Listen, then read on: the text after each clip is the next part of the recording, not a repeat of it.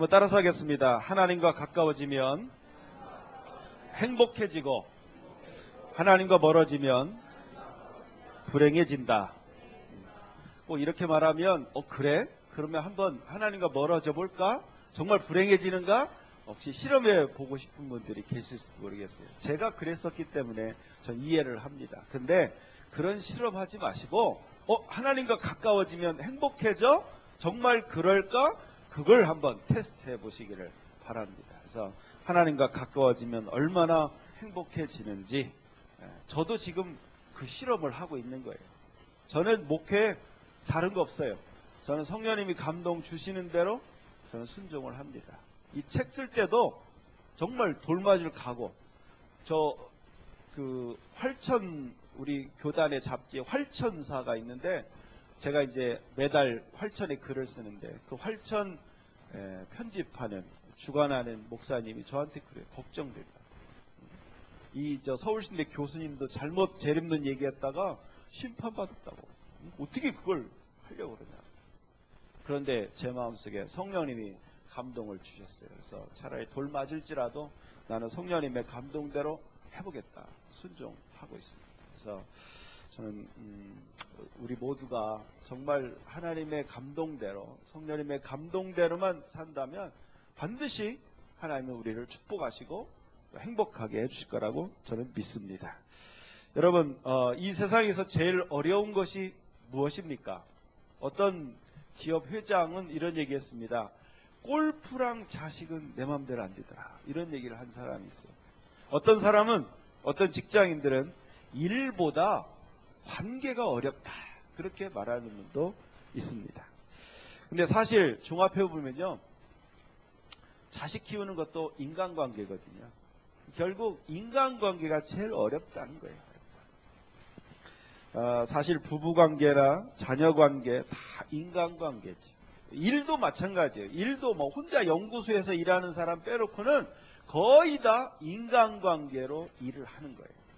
그렇기 때문에 이 세상에서 행복해지려면 인간관계를 잘해야 됩니다. 그런데 세상 사람들과 우리 예수님을 믿고 따르는 우리 예수님의 제자는 인간관계도 달라야 돼요. 어떻게 달라야 되느냐? 오늘 그 말씀을 드리려고 합니다. 여러분, 우리 가정이 어떻게 생겼습니까? 인간관계로 생겼어요. 남자와 여자가 만나서 하나의 가정을 이루고 부모와 자녀 간에 또 인간관계가 형성되고 직장도 마찬가지예요. 모든 게 다 인간관계로 연결되어 있어요. 우리가 사람들을 구원할 때도 그렇습니다. 어떻게 구원해요? 인간관계를 통해 구원을 해요. 그러니까 인간관계를 잘하는 사람은 귀하게 쓰임받는 거고 아무리 능력이 있어도 인간관계를 잘 못하면 제대로 쓰임받지 못합니다. 제가 오늘 인간관계 얘기하는 것은 그냥 세상에서 인간관계를 잘하자 그런 차원이 아니에요. 저는 저와 여러분 모두가 하나님께서 만나게 한 모든 관계 속에서 정말 인간관계를 잘해서 그 가운데 하나님께 쓰임받았으면 좋겠습니다. 그래서 가정에서도 인간관계 잘하고 직장에서도 인간관계 잘하고 교회에서도 그렇고 어느 곳에 가든지 저 사람 참 좋아. 저 사람 참 대단해. 그런 인간관계를 맺어야 우리가 어느 곳에 있든지 귀하게 쓰임받는다는 것이지. 그래서 저는 예수님의 제자는 어떤 인간관계를 해야 될 것입니다. 오늘 그 말씀을 드리려고 합니다. 혹시 여러분 말씀을 듣다가 깨닫는 것이 있으면 저는 여러분들이 바로 실행에 옮기셨으면 좋겠습니다. 먼저 말씀 보겠습니다. 마태복음 5장 21절에서 26절까지 말씀인데요. 읽어보겠습니다. 예전에는 살인하지 마라. 누구든지 살인을 하는 사람은 재판을 받을 것이다. 라는 계명을 받았다고 너희가 들었다. 그러나 나는 너희에게 말한다. 자기 형제에게 화를 내는 사람은 재판정에 설 것이며 자기 형제에게 나쁜 말을 하는 사람도 사내들인 법정에 설 것이다. 또한 자기 형제에게 바보라고 하는 사람은 지옥불에 던져질 것이다. 그러므로 내가 제단에서 예물을 드릴 때 내 형제가 너에게 나쁜 감정을 갖고 있는 것이 생각나거든 제단에 예물을 놓아두고 가서 먼저 내 형제와 화해하여라. 그 후에 다시 와서 예물을 바쳐라. 너를 고소하는 사람이 함께 길에 있을 때에 빨리 화해하여라. 그렇지 않으면 그가 너를 재판관에게 넘기고 재판관이 너를 간수에게 넘겨줘 감옥에 갇히게 될 것이다. 내가 진정으로 너희에게 말한다. 너희가 마지막 한 푼까지 다 갚기 전에는 그 감옥에서 나오지 못할 것이다. 자, 앞에 말씀 보여주시면 이 말씀에 한마디로 요약하면 그런 거예요. 다른 사람에게 상처 주지 말아라. 여기 이제 화를 내는 사람, 나쁜 말을 하는 사람, 바보라고 하는 사람, 이런 거 하지 말라는 거예요. 왜? 그렇게 하면 다른 사람이 상처를 받습니다. 그러고 보니까 참 찔리는 것이 참 많이 있습니다. 혹시 여러분들은 찔리지 않습니까? 저 딱 떠오르는 한 사건이 하나 있네요. 우리 사모님은 운전 가르쳐 주다가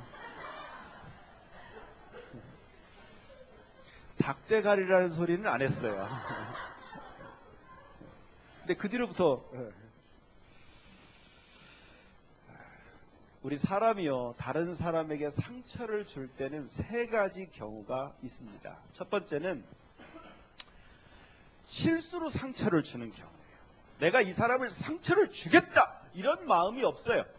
그냥 불쑥 나온 말이 상처가 되는 경우가 있어요. 불쑥 하는 행동이 상처가 되는 경우가 있을 수 있어요. 두 번째는요, 이건 의도적으로 상처를 주는 경우예요. 내가 의도적으로 상처를, 내가 이런 얘기를 하면 이 사람이 기분 나쁠지를 알아요. 아는데 하는 거예요.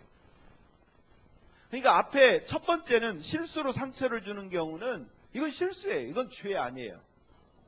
물론 상처를 줬지만, 근데 두 번째는요, 이거 명백한 죄입니다.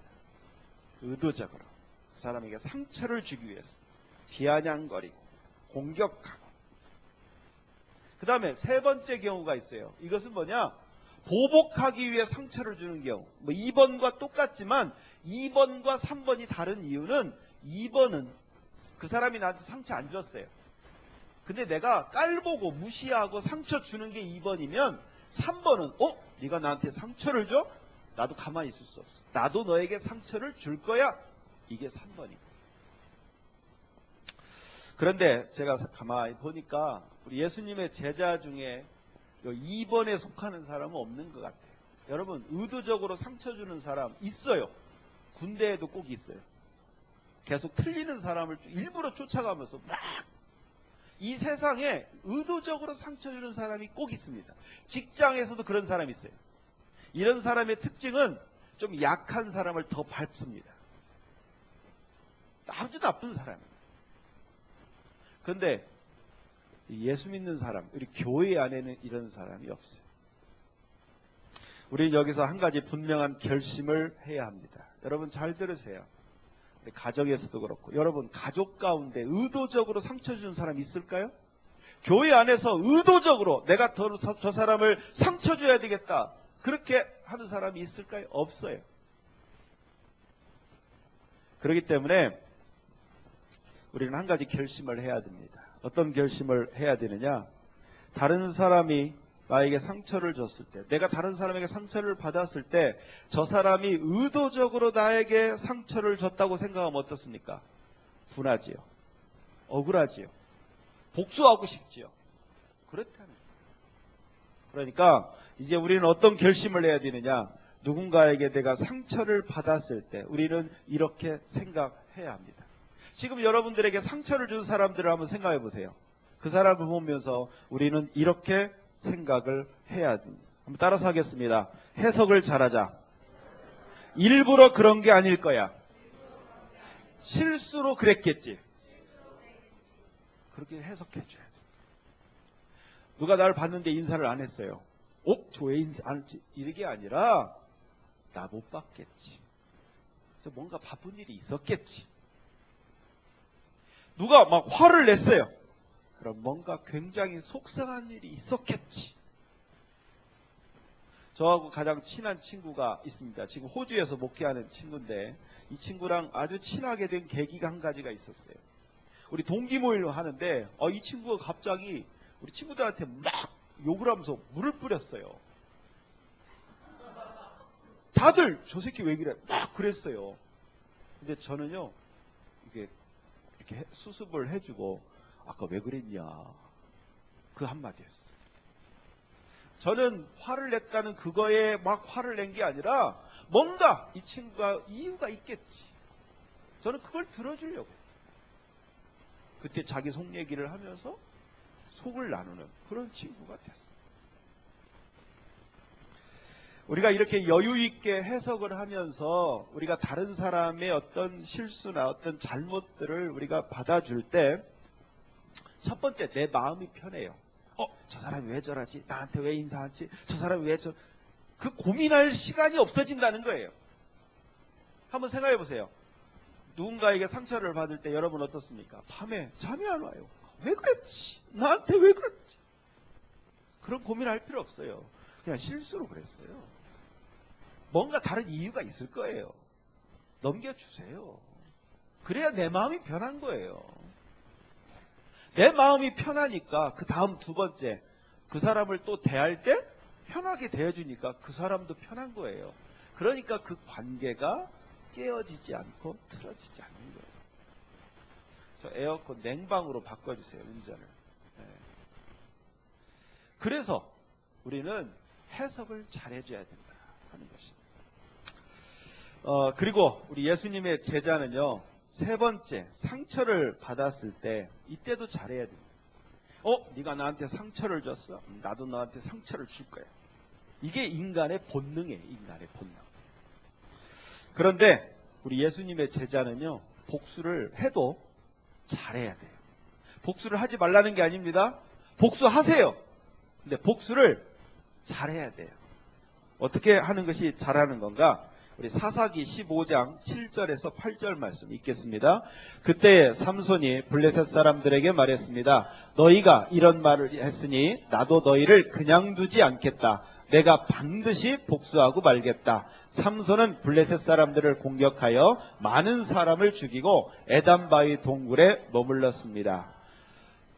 이스라엘 사사들 중에 제일 안타까운 사람이 누구냐면 이 삼손이에요. 삼손. 여러분, 삼손은 우리 예수 안 믿는 사람 다 알아요. 삼손이 누구지요? 삼손의 특징이 뭡니까? 힘이 센 사람이에요. 힘이 센 사람.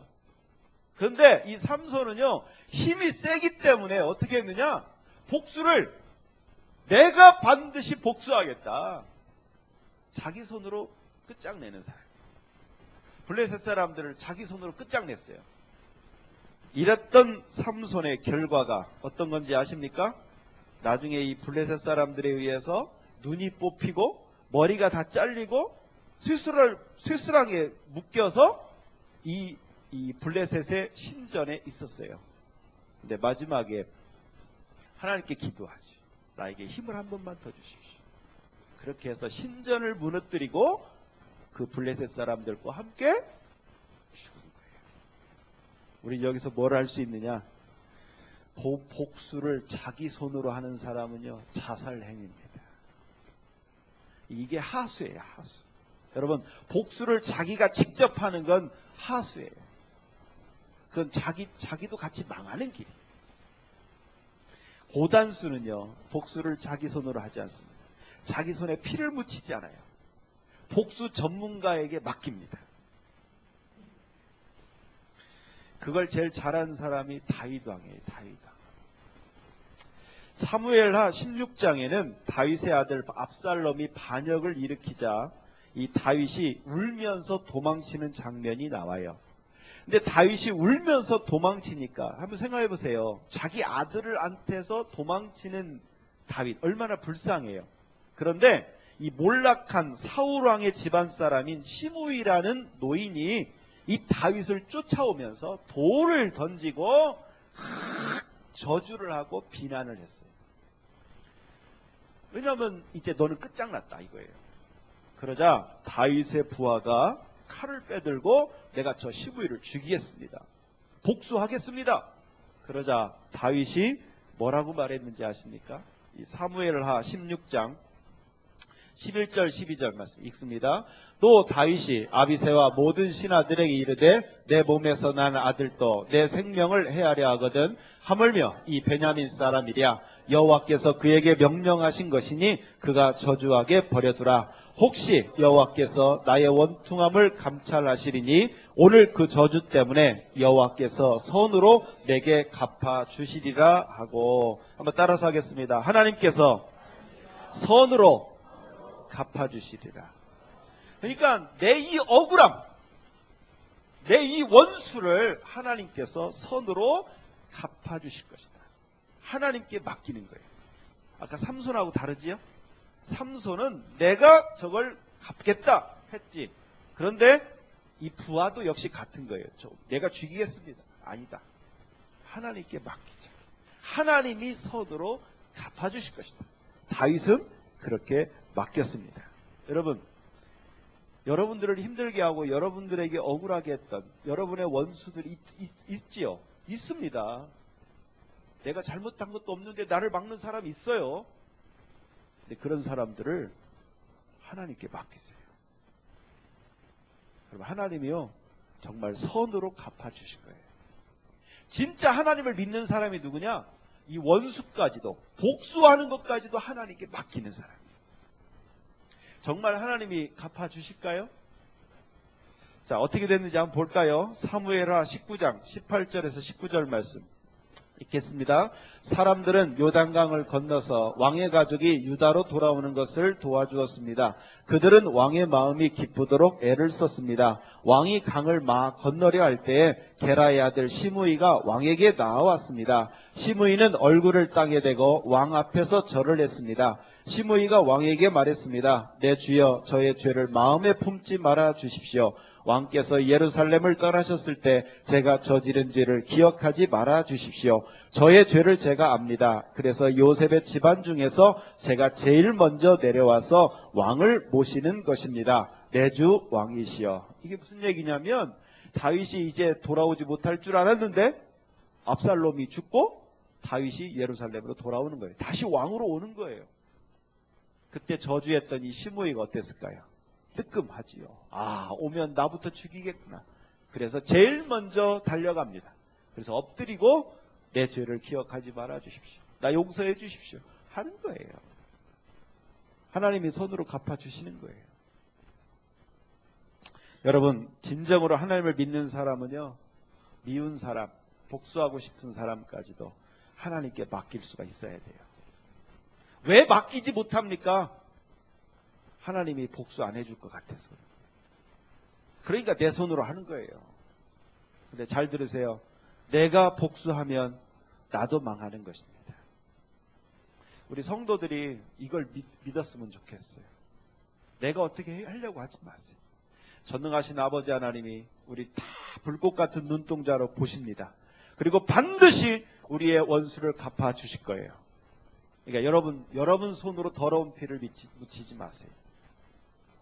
지금 우리 지방에 별로 안 좋은 일이 하나 생겼어요.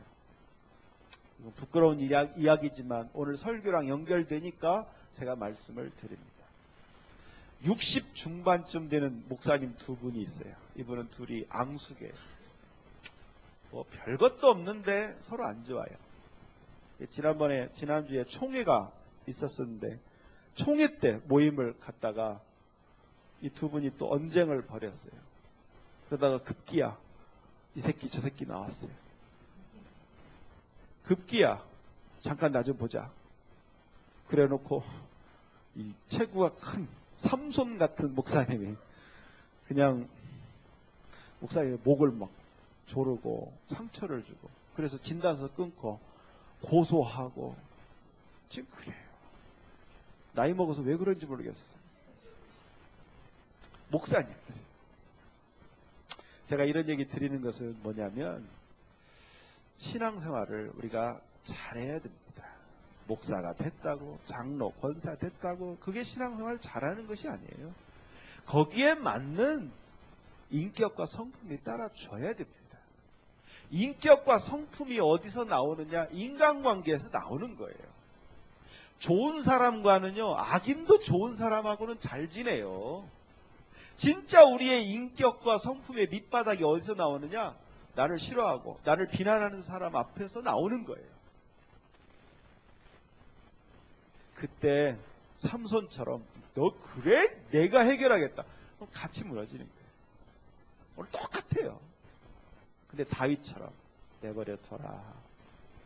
하나님께서 선으로 갚아주실 것이다. 바보 같지요. 어떻게 보면 바보 같은 거예요. 근데 바보 아니에요. 왜? 하나님은 살아계시니까. 하나님은 분명히 내 억울함을 아시고 하나님의 때까지 내가 기다리면 하나님께서 그걸 갚아주시는 거예요. 우리가 그걸 믿어야 됩니다. 저도 서울신대에서 우리 자꾸 거절을 받을 때마다 제 마음속에 참 상처가 쌓여요. 미운 마음이 들어요. 그렇지만 그런 얘기를 전해온 분들 앞에서도 저는 웃으면서 인사하고 그럽니다. 왜? 언젠가 하나님께서 갚아주실 것을 믿기 때문에. 하나님이 저를 요셉이라고 하셨습니다. 요셉이 나중에 어떻게 됐습니까? 요셉이 꿈꾼 얘기를 형한테 했을 때 형들이 어땠어요? 저 꿈꾸는 자 오는도다. 그 꿈이 이루어지는가 보자. 그래놓고 요셉을 노예로 팔았지. 그래서 요셉은 노예가 되고 죄수가 되고 나중에 어떻게 됐습니까? 그 형들이 요셉에게 그 꿈대로 엎드려 절했습니다. 저는 하나님을 신뢰합니다. 저는 여러분들도 하나님을 신뢰했으면 좋겠습니다. 그 신뢰가 좋을 때만 신뢰하는 게 아니라 여러분이 힘들고 어렵고 억울할 때도 그때도 하나님께 그걸 맡겨드릴 수 있을 만큼 신뢰하셨으면 좋겠습니다. 혹시 여러분들 가정에서도 그래요. 부부관계에서도 억울할 때가 있죠. 네. 부모와 자녀가 하는데도 억울할 때가 있어요. 직장에서도 그렇고 교회에서도 그렇고. 그럴 때마다 사람 붙잡고 싸우고 그거 아니에요. 그거 삼손의 방법입니다. 우리 그걸 다윗처럼 하나님께 맡기셨으면 좋겠습니다. 그것이 진짜 예수님의 제자의 모습이라는 것이지. 그리고 우리 예수님의 제자는 세 번째 결심을 해야 합니다. 그것은 어떤 거냐? 내가 어떤 상황에서라도 실수로라도 다른 사람에게 상처를 주지 않겠다. 이런 결심을 하셔야 된답니다. 여러분, 인격이 성숙한 사람, 성품이 착한 사람의 특징 두 가지가 있습니다. 첫째, 자신의 표정이나 말이나 행동이 다른 사람에게 상처가 되지는 않을지를 항상 살피면서 배려하는 거예요. 근데 반대로 좀 부족하고 미숙한 사람은요, 다른 사람에 대해서 배려가 없이 말하고 행동하면서 실수를 자주 합니다. 여러분은 누가 운전을 잘한다고 생각하십니까? 혹시 운전하시는 분들 보통 다들 그런데요. 자기가 운전 잘하는지 안 돼요. 네, 나 운전 잘한다. 근데 여러분 진짜 운전 잘하는 사람이 누구예요? 목적지까지 빨리 가는 사람이 운전 잘하는 사람일까요? 어떤 틈이 있을 때 요리조리 잘 빠져나가는 사람이 운전 잘하는 사람일까요? 제가 볼 때 운전 잘하는 사람은요, 사고 내지 않고 안전하게 운전하는 사람이 운전 제일 잘하는 사람. 아무리 빨리 가고 아무리 요령, 아무리 주차를 잘해도요, 사고 나면 꽝입니다. 사고 나면 몸 다치고 마음 다치고 물질 손해고 심하면 인생도 꽝이에요. 그러니까 사고 안 나는 것이 운전 제일 잘하는 거예요. 인간관계도 그래요. 여러분, 인간관계 잘하는 사람이 누구예요? 아는 사람 많은 사람, 친구 많은 사람 인간관계 잘한다고 생각하지 마세요. 그거 껍데기일 수 있어요. 인간관계도 거품이 있습니다. 참 친구 많은 것 같은데 정작 중요할 때 이 친구 없는 사람들 많아요. 진짜 인간관계 잘하는 사람이 누구냐? 사고 안 나는 사람. 서로의 관계가 사고가 안 나요. 다른 사람에게 상처 주고 다른 사람과 불편한 관계를 만들지 않는 사람, 바로 그런 사람이 인간관계를 잘하는 사람. 김혜리 집사님의 시어머님이 늘 하시던 말씀이 생각납니다.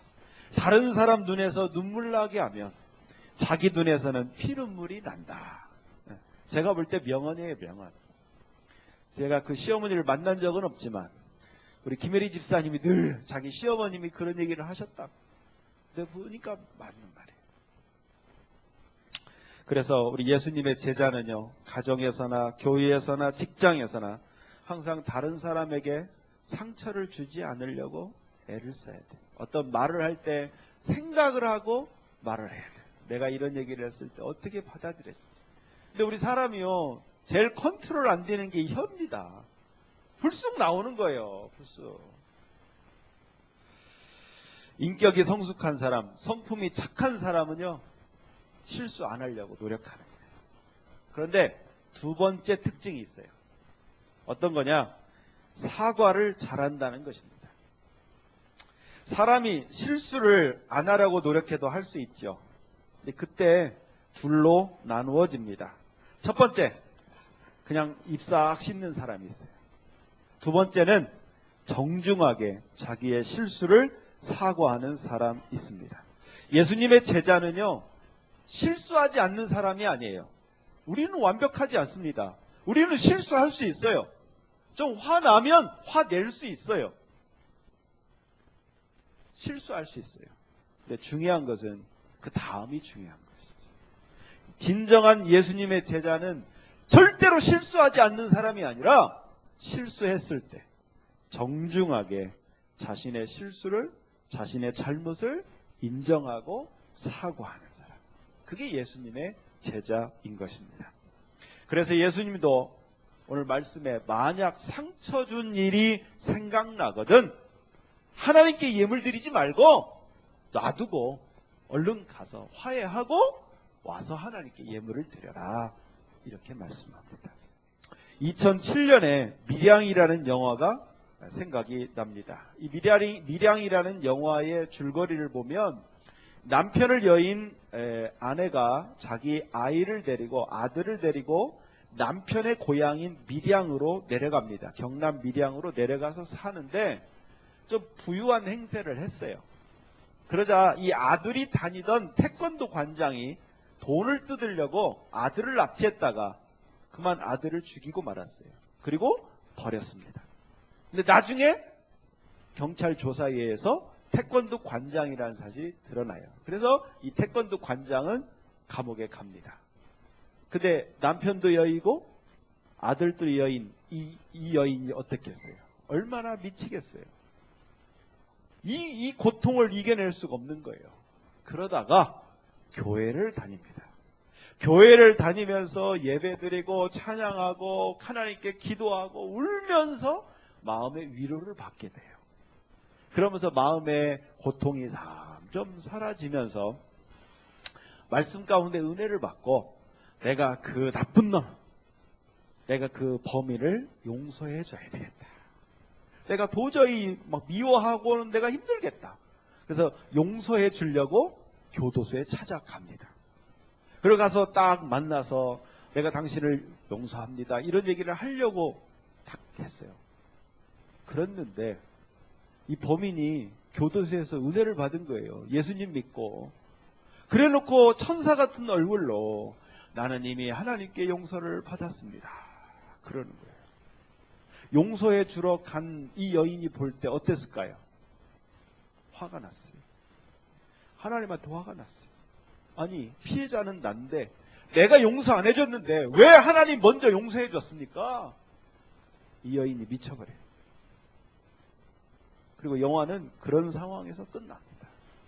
교회 가서 마무리, 저는 목사니까 참 교회 가서 참 그걸 이렇게 좋게 끝나는 줄 알았는데 이게 아닌 거예요. 나중에 알고 보니까 이 밀양이라는 영화를 만든 이창동 감독이 가톨릭 신자입니다. 꼬집은 거예요. 우리 개신교인들이 너무나 쉽게 가볍게 용서를 받는다는 것을 아주 꼬집는 거예요. 여러분, 그 범인이 교도소 안에서 예수님을 믿고 진정한 예수님의 제자가 되었다면 어떻게 했어야 됩니까? 어떻게 했어야 돼요? 누구에게요? 그렇죠. 그 소중한 아들을 뺏은 그 엄마에게 먼저 진심으로 사과를 하고 그랬어야지. 근데 자기가 상처 준 사람에게는 아랑곳 없이 나는 하나님께 용서받았습니다. 그리고 편안한 얼굴 하고. 이게 말이 됩니까? 오늘 성경적이지 않잖아요. 그걸 꼬집은 거예요. 아프지만 사실이에요. 우리 성도들 정말 용서 너무 쉽게 받습니다. 여러분 잘못한 거 있으면 정중하게 사과하는 거, 이거 정말 필요한 거예요. 혹시 여러분 가운데 좀 걸리는 부분이 있으면 여러분 찾아가세요. 저는 군목을 제대하고 서대문교회 교육 목사를 할 때 저랑 안 좋았던 장로님이 있어요. 우리 학생부 담당 부장 장로님인데 이분은 사사건건 제가 하는 거에 대해서 조금 반대를 많이 했어요. 그래서 참 목사님도 그렇고 모든 교인들이 저를 참 좋아하고 사랑해 줬는데 제가 이 장로님 때문에 그만 교회를 나왔어요. 왜냐? 내가 그렇게 나와야 이 장로님에게 상처가 될 거라고 생각을 했기 때문에. 근데 나오고 보니까 참 제가 그 장로님한테 너무 잘못한 거예요. 그랬다는 생각이 들어요. 온 교인들이 그 장로님을 비난했습니다. 그래서 제 마음이 너무 무겁더라. 그래서 정말 싫었던 장로님인데 제가 전화를 드렸어요. 그래서 그 일하는 데를 찾아갔습니다. 장로님, 내가 잘못했습니다. 미안합니다. 그때 그 장로님도 자기도 잘못했습니다. 내가 목사님을 더 도와드리지 못하고 반대만 해서 죄송합니다. 그리고 그 관계가 좋아졌어요. 그래서 우리 차 살 때 그 장로님한테 산 거예요. 그런데 안타까운 것은 저를 그렇게 좋아했던 모든 교인들에게 제가 상처를 준 거예요. 그 장로님 한 사람 때문에. 나중에 이 미운 사람이 하나 생기면요, 다른 사람 안 보여요. 99사람이 나 좋아해도 아무 소용없어요. 그 미운 한 사람 때문에 교회를 떠나는 마음이 생기더라니까요. 저는 이해합니다. 우리 교회인들 가운데 뭐가 좀 안 좋아서 좀 막 교회를 떠나고 이런 문제가 생기면 저 이해해요. 내가 그랬기 때문에. 그런데 알고 보니까 나한테 상처 준 그 한 사람보다 나를 사랑한 사람, 그 많은 사람에게 내가 상처를 더 주더라는 거예요. 혹시 여러분 가운데 좀 불편한 관계가 있으신 분들, 한번 오늘 말씀을 여러분의 삶에 잘 적용하셨으면 좋겠어요. 그래서 뭔가 잘못한 것이 있다고 느껴지면 찾아가세요. 자존심 주님께 맡기세요. 내가 잘못했습니다. 내가 미안합니다. 그 한마디면요, 눈 녹듯 다 사라집니다. 제가 이 관계가 깨어진 사람들을 가만히 보니까 별것도 없어요. 큰 일 때문에 깨어지는 게 아니에요. 작은 실수예요. 근데 그 실수를 용서 구하고 미안합니다. 정중하게 사과하지 않기 때문에 그게 커져서 그 실수 때문이 아니라 그 실수를 처리하는 과정이 미숙해서 관계가 깨어지더라고요. 그런 말이 있죠. 말 한마디에 천냥빚을 갚는다. 실제로 있습니다.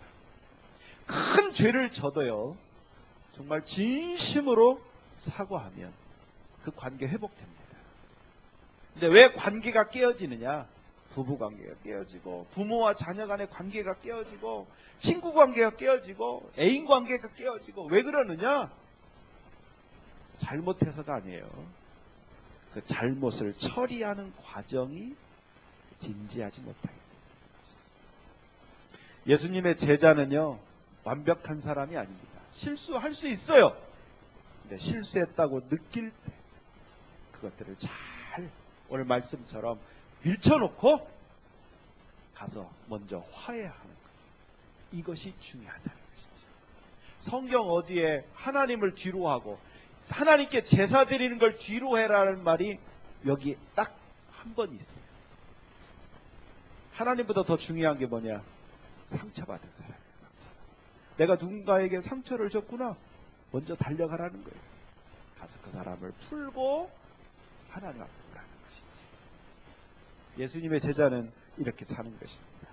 여러분, 우리는 예수님을 믿기만 하는 것이 아니라 예수님의 말씀을 믿고 따르는 예수님의 제자가 되어야 됩니다.